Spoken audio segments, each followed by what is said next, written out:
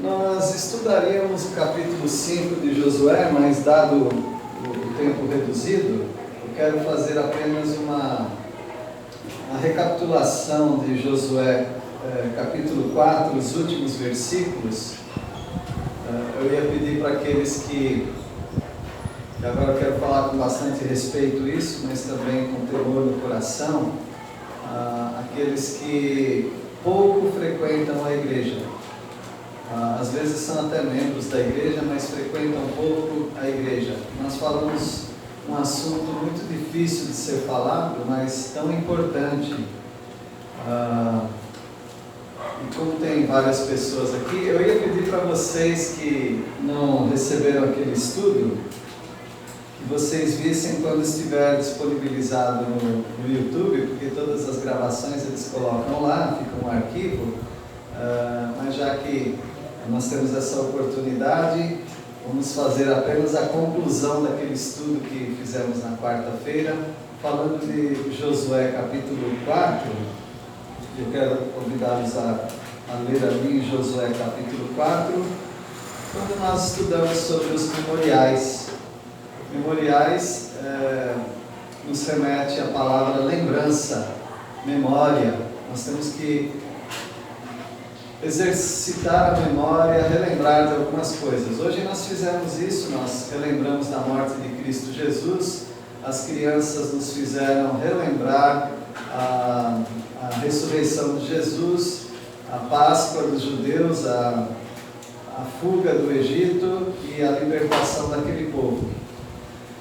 Josué experimenta uma situação semelhante e no capítulo 4 ele faz as pessoas relembrarem que Deus as livrou do Egito na travessia do Mar Vermelho, livrou do deserto, onde 40 anos eles ficaram vagando ali pelo deserto, e eles entrando na terra de Canaã agora, faltando exatamente 5 dias para completar 40 anos desde a fuga do Egito, ele os relembra da libertação do Senhor. E a libertação, ou melhor, a maneira como ele quis relembrar, ou Deus queria que o povo relembrasse, passando pelo Rio Jordão. Quando eles iam atravessar de um lado para o outro, o Rio Jordão, ele é totalmente desobstruído, e não apenas não tem água, mas também não tem lama no leito do rio, e eles passam a pé enxuto, e Deus manda que eles peguem 12 pedras do leito do rio, e aquelas 12 pedras eram pedras que daria para carregar um homem, carregar no ombro, e eles tiram aquelas 12 pedras e colocam ali no acampamento deles em Gilgal. Mas Deus também fala para pegar 12 pedras e colocar na margem do rio, para que quando os filhos, daqui a alguns anos, perguntassem o que são essas pedras, o que são essas 12 pedras, e eles teriam uma boa resposta para aquilo. Deus é muito visual, e no Antigo Testamento nós temos muitas visualizações dos princípios que Deus quer passar. Sendo que Cristo Jesus, a rocha é símbolo de Cristo Jesus, então nós vemos ali também a morte e ressurreição, saindo do rio e colocando na margem. Isso quer dizer morte e ressurreição. Assim como o batismo, que em breve teremos também, quando uma pessoa é colocada dentro da água, aquilo simboliza que ela morreu para esse mundo. Quando ela é tirada da água, aquilo simboliza que ela está vivendo uma nova vida, ressuscitou para uma nova vida. E lá no capítulo 4 de Josué, versículo 19, diz assim: Subiu, pois, do Jordão o povo no dia 10 do primeiro mês, e acamparam-se em Gilgal, do lado oriental de Jericó. As 12 pedras que tiraram do Jordão, levantou-as Josué em coluna em Gilgal. E disse aos filhos de Israel: Quando no futuro vossos filhos perguntarem aos seus pais, dizendo: Que significam essas pedras? farei saber a vossos filhos, dizendo: Israel passou em seco este Jordão. Deus queria que o povo lembrasse. Agora lembre-se que o povo que saiu do Egito, saiu muita gente de lá, mais ou menos 2 milhões de pessoas, incluindo mulheres, crianças. O povo de 20 anos para cima foi exterminado pelo Senhor. Deus os matou no deserto devido à rebeldia. E Deus deixou então apenas aqueles homens, mulheres, pessoas de 20 anos para baixo, a molecada, uma geração nova. Havia algumas exceções, talvez alguns sacerdotes, Josué, Caleb, essas foram as exceções. Então essa turma que está entrando agora em Canaã, um novo ciclo de vida, eles precisam ter no coração a nítida lembrança, mesmo que eles não tiveram essa lembrança física, eles tinham que ter no coração a nítida lembrança através de memorial que Deus os livrou. Então você tem essa lembrança de quando Deus te livrou das trevas para a sua maravilhosa luz? Talvez alguns aqui não tenham essa lembrança porque nunca passaram por isso. Mas eu convido a todos vocês a reconhecerem a salvação em Cristo Jesus. A reconhecer que Ele te tira do seu pecado, do lamaçal de pecado, e te coloca sobre a rocha que é Cristo. E a partir daí você tem uma nova vida. Agora você tem um novo ciclo de vivência, onde você vive para Deus. Deus vive em você, através de Cristo Jesus. E se você não tem isso, você não tem o que falar para os seus filhos, para os seus netos. Porque a sua vida não é uma vida de memorial, não é uma vida de lembrança daquilo que Deus fez por você. No versículo 23 diz: Porque o Senhor vosso Deus fez secar as águas do Jordão diante de vós, até que passasseis, como o Senhor vosso Deus fez ao Mar Vermelho, ao qual secou perante nós, até que passássemos. Josué teve essa experiência do Mar Vermelho, mas aquela geração mais nova não. Por isso ele está contando, dizendo que Deus os livrou no Mar Vermelho e agora está livrando no Rio Jordão. E o versículo 24, o capítulo encerra assim: Para que todos os povos da terra conheçam que a mão do Senhor é forte, a fim de que temais ao Senhor vosso Deus, quantos dias? Todos os dias. Isso nos impressiona muito, e assim eu encerro esse nosso pensamento, dizendo que foi falado aqui na quarta-feira. Por que pessoas não se dedicam ao Senhor? E aqui eu falo novamente com temor. As pessoas que poderiam estar mais próximas ao Senhor não estão. Isso é perigoso para a sua alma. Isso é perigoso para a sua vida cristã. Porque mesmo que você tenha passado o Mar Vermelho, mesmo que você tenha atravessado da escravidão do pecado para Cristo Jesus, você precisa viver com o Senhor.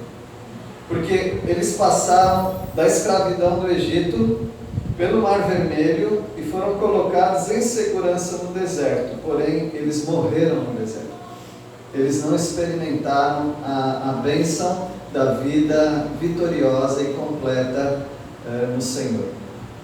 Como há muitos crentes também, eles são salvos, irão morar com o Senhor, graças a Deus por isso, mas eles nunca experimentaram a plenitude da vida com Cristo Jesus.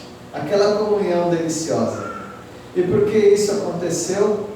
Porque eles vivem em rebeldia, e eles não fazem parte daquela maravilhosa caminhada e jornada com o Senhor. E eu citei naquele momento oito razões por que as pessoas se desviam. Agora eu não quero dizer que vocês estão se desviando.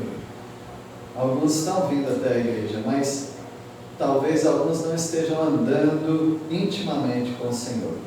Não se desviaram da igreja, não se desviaram do Evangelho, mas vivem numa apatia, numa frieza, numa indiferença para com as coisas de Deus.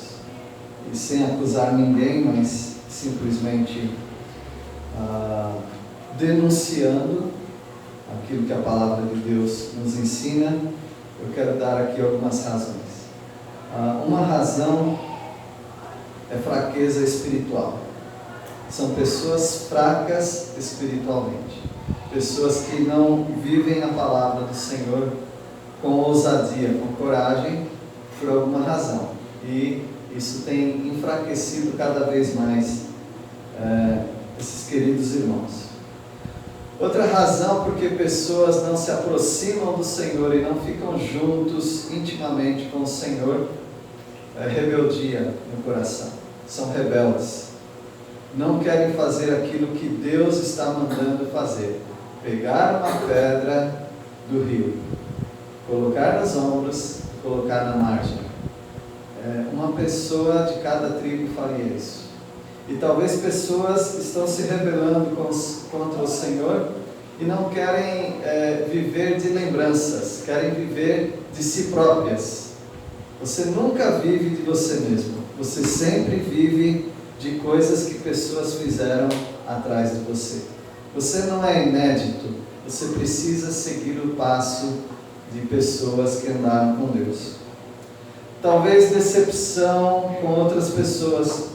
Por isso há pessoas, inclusive, que deixam de frequentar a congregação, o ajuntamento do povo de Deus, porque estão decepcionados com outras pessoas. Quando elas se esquecem de que elas não têm que seguir exatamente pessoas, mas ao Senhor Jesus.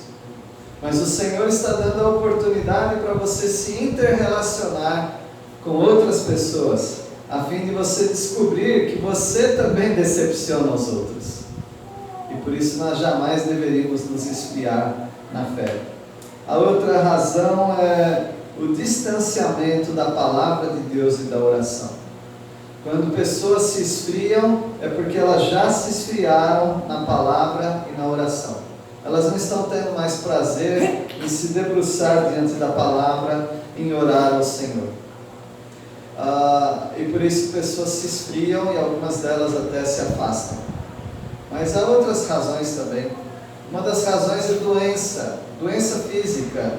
Há pessoas que por causa de debilidade física e não foram curadas, ainda não foram curadas e talvez não serão curadas, elas meio que se rebelam contra Deus.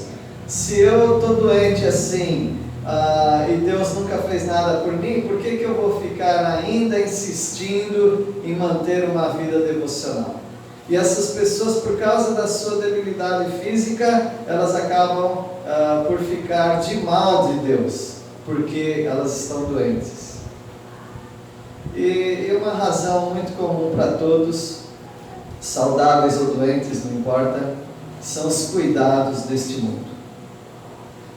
Pelos cuidados que você tem com o seu sustento, com o seu lazer, com os seus interesses, você acaba deixando das coisas de Deus. Você acaba deixando as coisas de Deus para lá.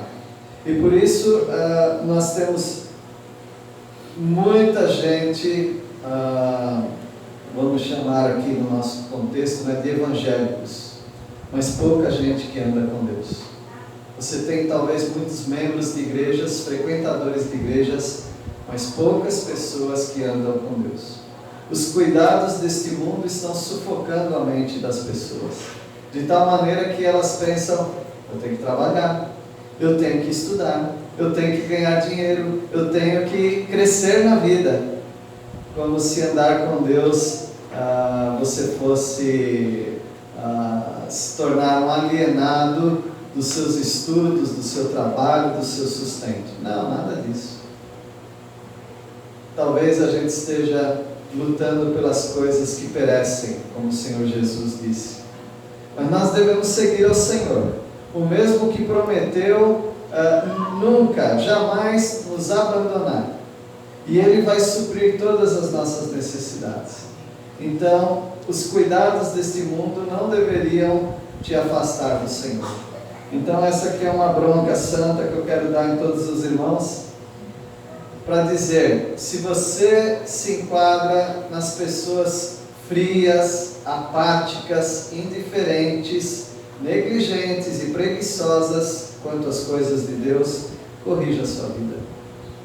Corrija a sua vida. Está ao seu alcance. Aquela velharada morreu tudo. Porque eles não quiseram se aproximar das coisas do Senhor. E Deus deixou então os jovens, como se diz, dando um spoiler, né? Esses jovens entraram no mesmo caminho. Eles entraram na terra, mas também foram negligentes e esqueceram das coisas de Deus. Que isso não aconteça com nenhum de nós. Hoje é o dia que o Senhor está chamando a todos para experimentar do descanso. O descanso da sua alma, o descanso da sua vida está na pessoa de Jesus Cristo. Que Deus nos abençoe. Nós vamos orar. Vamos também nos despedir daqueles que não vão para o batismo e aqueles que vão nos acompanhar no batismo, que vai ser uma honra. Vai ser o batismo da Dona Lázara. Dona Lázara, levanta a mão, Dona Lázara. Então a Dona Lázara está dando seu testemunho público diante de todos, através daquilo que o Senhor Jesus Cristo ensinou. Nós vimos crianças testemunharem, agora nós vamos ver uma mocinha também testemunhar, lá na piscina conosco, sendo batizada. Então vamos orar. Nosso Deus, agradecemos pela Tua santa palavra. Obrigado, Pai, porque Josué levou o povo a lembrar-se da vitória que há no Senhor. Eu quero pedir a Deus que todos aqui também lembrem daquilo que o Senhor fez por eles e que eles se aproximem do Senhor e sejam um testemunho. Obrigado pelas crianças que foram testemunho para nós da ressurreição do Teu Filho.